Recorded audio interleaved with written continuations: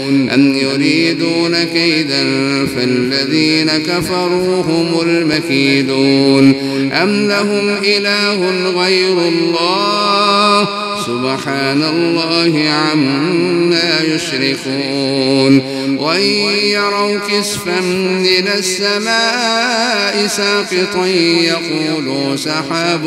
مركوم فذرهم حتى يلاقوا يومهم الذي فيه يصعقون يوم لا يغني عنهم كيدهم شيئا ولا هم ينصرون وإن للذين ظلموا عذابا دون ذلك ولكن أكثرهم لا يعلمون واصبر لحكم ربك فإنك بأعيننا وسبح بحمد ربك حين تقوم ومن الليل فسبحه وإدبار النجوم